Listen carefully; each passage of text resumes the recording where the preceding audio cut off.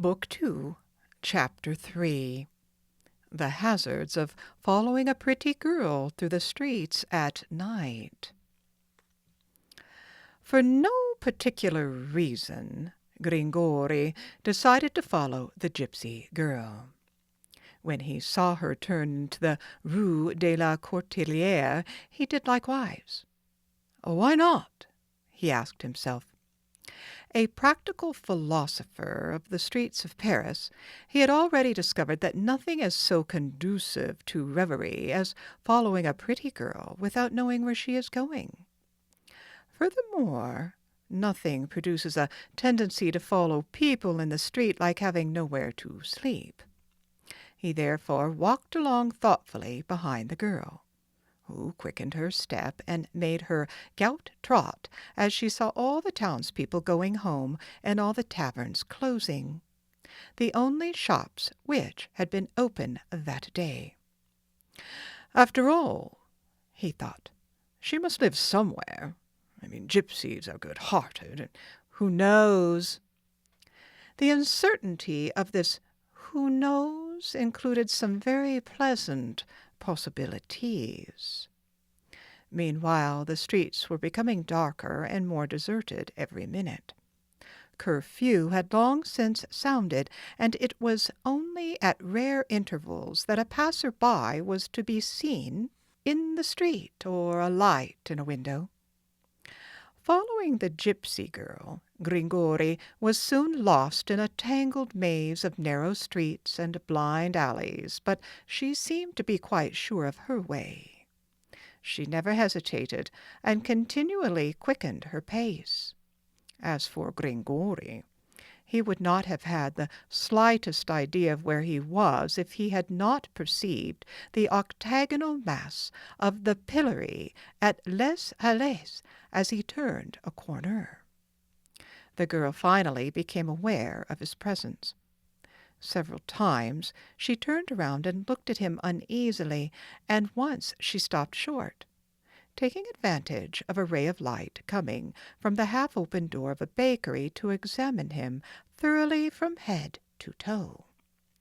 She then made the little pout which he had noticed and continued on her way. Ah, that little pout set Gringori to thinking. It seemed to him to contain a great deal of scorn and mockery. He was beginning to walk with his head down, counting the paving stones, and to follow her from a greater distance when, having momentarily lost her from sight around a corner, he suddenly heard her scream. Ah! He ran toward her. The street was full of shadows, but a wick soaked in oil burning in an iron cage at the foot of a statue of the Virgin Mary on the corner enabled him to see the girl struggling with two men who were trying to stifle her cries. The terrified little goat was bleating with his head down and his horns thrust forward. Gringori hurried bravely to the rescue. Then one of the men turned around, and he found himself looking into the face of the formidable Quasimodo. Gringori did not run away, but neither did he come any closer.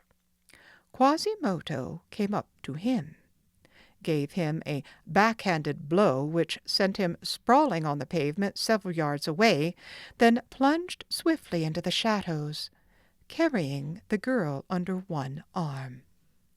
His companion followed him, and the poor goat ran after them, bleating plaintively. "Murder! Murder!" screamed the unfortunate girl. "Halt, you scoundrels!" suddenly roared a horseman who came dashing up from a side street. It was a captain of the king's archers, with his sword drawn. He snatched the girl from the arms of the stupefied Quasimodo and threw her across his saddle. Just as the redoubtable Hunchback recovered from his surprise and rushed at him to snatch back his prey, 15 or 16 soldiers who had been following their captain appeared on the scene armed with broadswords. they were a detachment assigned to the watch by the keeper of the Provostry of Paris. Quasimodo was surrounded, seized, and bound. He bellowed, foamed, kicked, and bit, and if it had been daylight, his face alone, made still more hideous by rage, might well have been enough to put the whole detachment to rout. As it was, however, darkness deprived him of his most formidable weapon, his ugliness.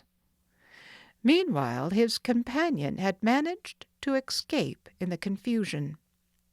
The gypsy girl sat up gracefully on the young officer's saddle.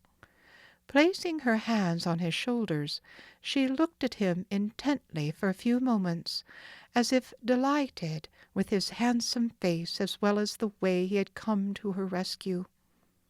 Then, breaking the silence, she said to him, making her sweet voice even sweeter,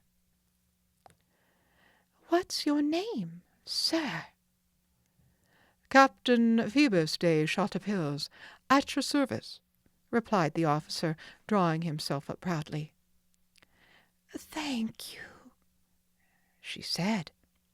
Then, as Captain was stroking his moustache, she slid down from his horse and vanished into the darkness with the speed of lightning.